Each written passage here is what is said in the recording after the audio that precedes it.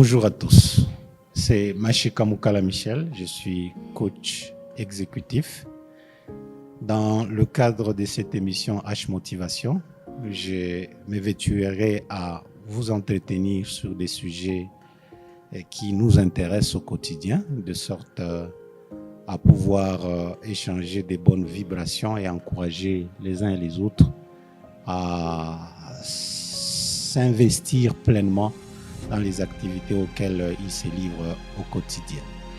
Alors, pour notre pilule d'aujourd'hui, il va s'agir de définir ce que c'est entreprendre, ou c'est quoi l'entrepreneuriat, avant bien sûr d'entrer en profondeur sur le sujet.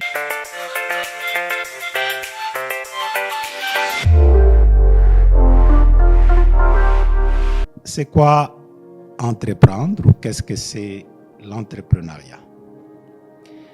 Eh bien, il y a là-dessus plusieurs définitions, mais je vais essayer d'être le plus pratique possible pour que chacun de vous qui m'écoutiez puisse circonscrire ce que c'est l'entrepreneuriat. Eh bien, l'entrepreneuriat, c'est tout simplement un processus d'identification d'un ou plusieurs besoins ou problèmes, ainsi que le déploiement des solutions ou d'une solution. Si on peut schématiser ça ou réduire ça au rang d'une simple équation, on dira E est égal B plus S. E comme entrepreneuriat et B comme besoin et S comme solution. Alors, ceci étant, nous comprenons que l'entrepreneuriat est un processus, vraiment un processus, et ce processus a un pilote à bord.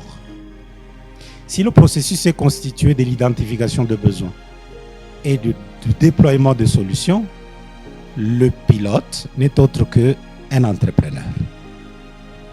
Ainsi donc, qui est entrepreneur?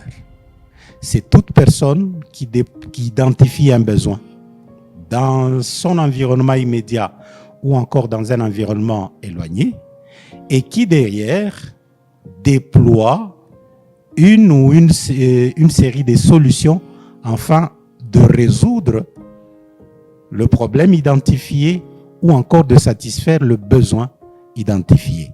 Voilà ce qu'on appelle entrepreneur. Alors, vu de ce point de vue-là, il y a lieu de s'interroger sur qui est entrepreneur. Puisque nous venons de comprendre que c'est identifier un besoin, qui identifie le besoin? N'importe qui peut, avec les yeux ou une vue entrepreneuriale, identifier un besoin dans son environnement. Et après avoir identifié ce besoin dans son environnement, il va chercher des solutions ou il crée une solution et la déploie en réponse à ce besoin-là. C'est ici que souvent, j'ai personnellement pensé que tout le monde est entrepreneur. Vous vous posez sans doute la question, mais comment est-ce que tout le monde peut être entrepreneur? Eh bien, tout le monde peut identifier un besoin. Tout le monde peut proposer une solution à un besoin identifié.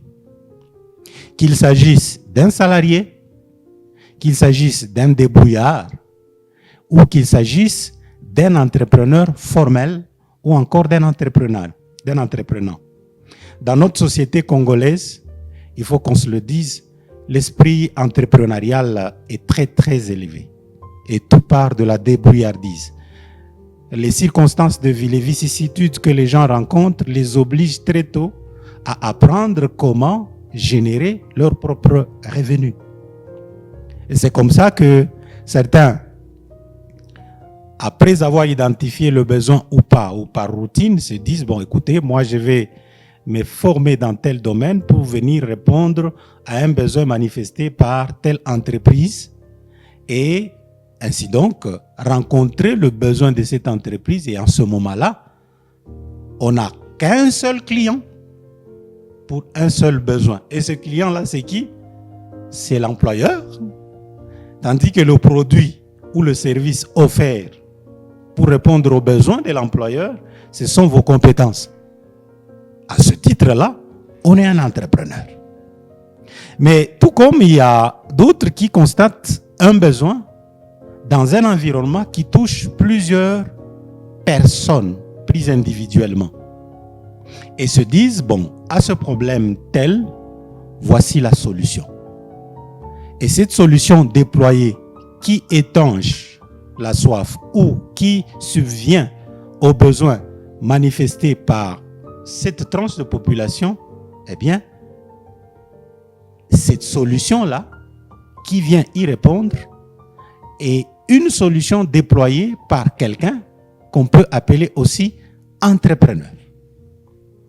Mais puisque nous voulons parler d'entreprendre, il est temps que nous comprenions que un entrepreneur, au sens strict des termes, c'est tout simplement une personne physique, une personne morale qui, à travers une étude, analyse les besoins d'une population observée, d'une population cible, et se dit qu'il va non seulement déployer la solution, mais cette solution est déployée en termes de création, captage et délivrance, n'est-ce pas, d'une valeur.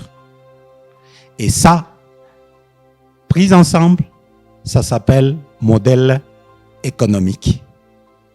Ainsi donc, le processus entrepreneurial, au sens strict du terme, est jalonné de 3 étapes. La première étape, on l'appelle l'idéation. La deuxième étape, l'incubation. Et la troisième étape s'appelle tout simplement l'accélération. Mais attention, ce n'est pas parce que j'en parle ainsi que on peut penser que l'entrepreneuriat ou le processus entrepreneurial est linéaire. Non. Alors, toutes les études sont donc conjuguées autour du processus entrepreneurial, comment il doit se dérouler, ainsi que sur le pilote de ce processus qui n'est autre que l'entrepreneur. Comment doit-il être constitué?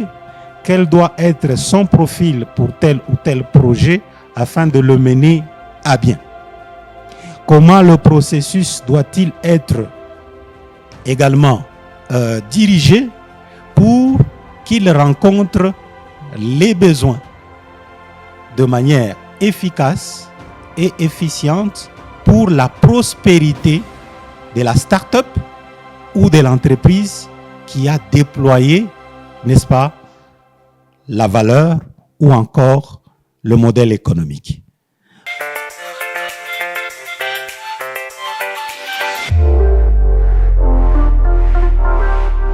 Voilà ce que nous pouvons retenir, chers amis, au jour d'aujourd'hui. Alors, la prochaine fois, il s'agira de comprendre c'est quoi le modèle économique. Et puis, si cela s'avérera possible, nous allons comprendre c'est qui l'entrepreneur au sens strict du terme de Schumpeter et derrière, voir dans quelle mesure est-ce que nous pouvons aussi répondre à la question pourquoi faut-il entreprendre. C'était tout pour aujourd'hui. Au revoir et à très prochainement.